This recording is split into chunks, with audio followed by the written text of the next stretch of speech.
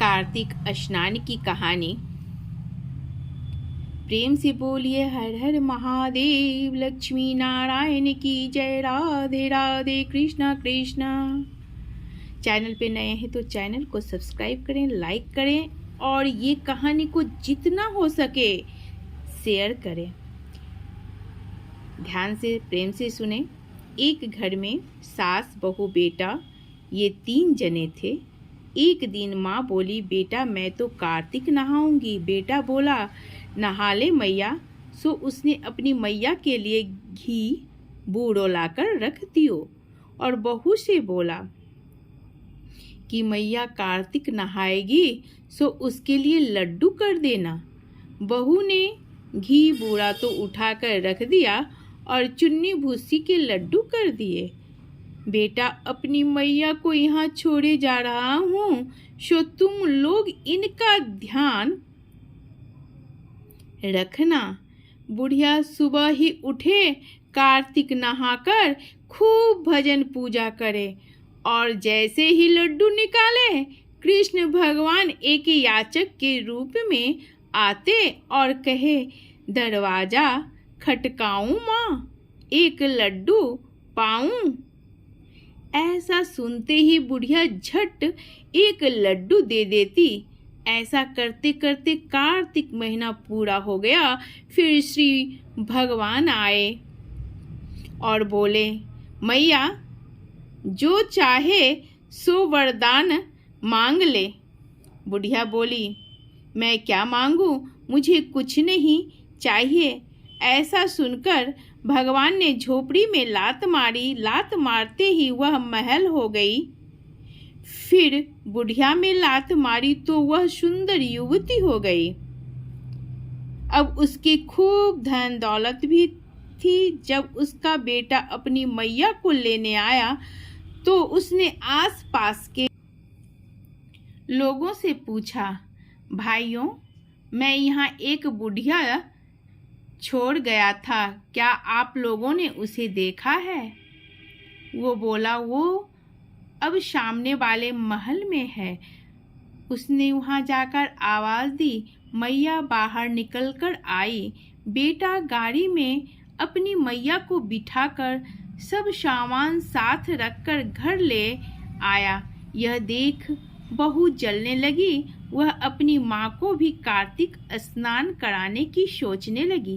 कार्तिक के आते ही उसने अपनी माँ को स्नान करने को भेजा और खूब घी बूड़ों के लड्डू बनाकर साथ में रख दिए।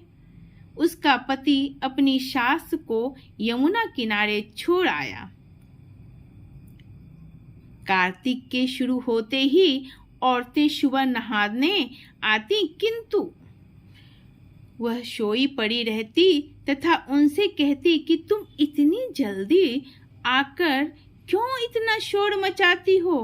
जब भगवान श्री कृष्ण आते और कहते, झोली फैलाओ मैं एक लड्डू पाऊं, वह लड्डू ना देकर कह देती कि जमाई के घी बूड़ों के लड्डू मैं तुझे दूं कि खुद खाऊं, और खुद खा जाती। कार्तिक के पूरा होते ही भगवान आए और बोले, माँ क्या मांगे? वह बोली, जैसा आपने मेरी समधिन को दिया वैसा मुझे भी दो। भगवान ने यह कहकर कि तेरी करनी तेरे साथ, उसकी करनी उसके साथ। उसके साथ झोपड़ी में लात मार दी। झोपड़ी उड़ गई तथा बुढ़िया में लात मारी तो वह एक शुअरिया बनकर इधर उधर घूमने लगी। कार्तिक महीना पूरा होते ही बहू बोली कि तुम अपनी मैया को लेने तो तुरंत चले गए, अब मेरी माँ को भी तो ले आओ। वहां जाकर उसने देखा न तो झोपड़ी है और न बुढ़िया ही।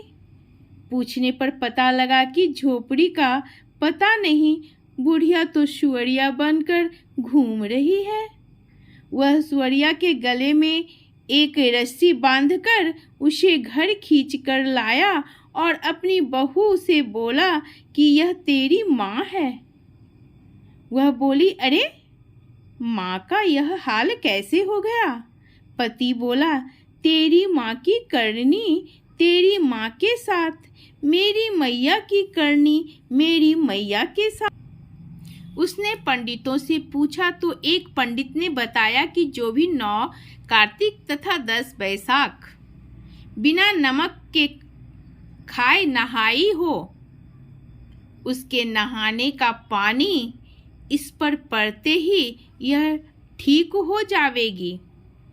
यह सुनकर बहू ने विचारा कि मेरी सास ने इसी तरह स्नान किए हैं, अतः वह अपनी सास की खुशामद करके बोली कि सासू जी, आज तो मैं तुम्हें खुद अपने हाथों से नहलाऊंगी।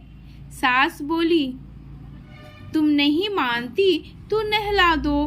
तब बहू ने एक गड्ढा खोद उसमें अपनी माँ को बिठा दिया और ऊपर से पट्टा रख दिया। अपनी सास को उस पट्टे पर बिठाकर खूब मल मल कर स्नान कराया। नहाने के पानी गिरने से बहू की माँ पहले जैसी हो गई। जैसा कार्तिक पहली को आया सो सबको आवे, दूसरी को आया वो काहू को ना आवे। राधे राधे।